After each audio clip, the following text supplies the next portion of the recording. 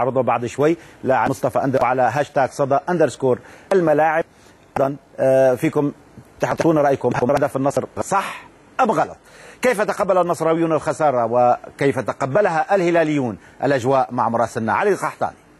برناوي ايش ابغى؟ برناوي يقول اهلا بك مرحبا بك نقضي الجزاء النصراويه. هذا برناوي اول عيب في النصر، ثاني عيب مانسو. يا اخي شيل مانسو يا موتورانا، مقتنع فيه ليش؟ بطء بالحركه، بطء في التمريرات، في الهجمه المرتده بطء. الزيلعي حط في ثقه الزيلعي، ليش كذا؟ هزموكم ثلاث يستاهلون والله. شو اللي كيف مستوى ليش النصر؟ النصر رجعنا فاشلين بالعربي، رجعنا فاشلين، ما في ملح حسني وعبد ربه والباقي.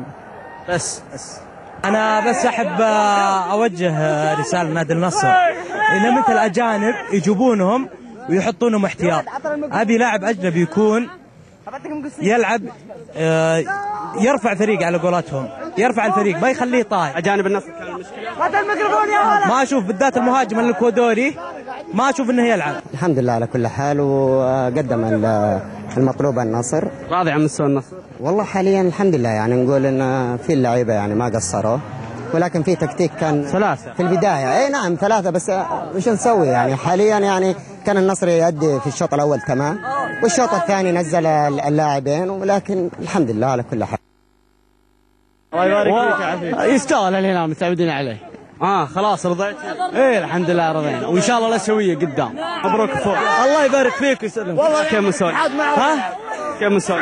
مستوى الهلال وسلي، مستوى الهلال وسلي افضل مهاجم من 3 سنوات و4 سنوات يجيب الهلال. هذا مستوى الهلال وسلي. اما غيري قبله الكوري وشبيبه، انا كوري يا اخي، كان بقيت المحياني. الحمد لله راضين، بس في عتب على الاداره. بعض الاجانب ليش مو بعد مستواهم. زي مين؟ في لعيبه السعوديه مثل الكوري. الاجانب من اللي عجب؟ فيها لوبيز، واللي ما اعجب؟ اللي ما عجبني الكوري والسنغالي اللي اسمه السنغالي الدفاع.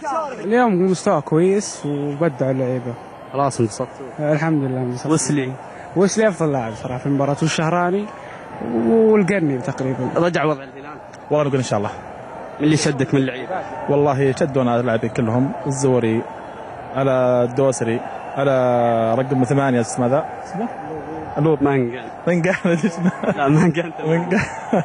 اقول الف انف للنادي الهلال وان شاء الله النصر يفوز في المراحل الجايه. ما شاء الله على الشعرات حلوين. انت او ما شوي اعطينا شوي. انت بدأ عصام سالم هذاك ملط.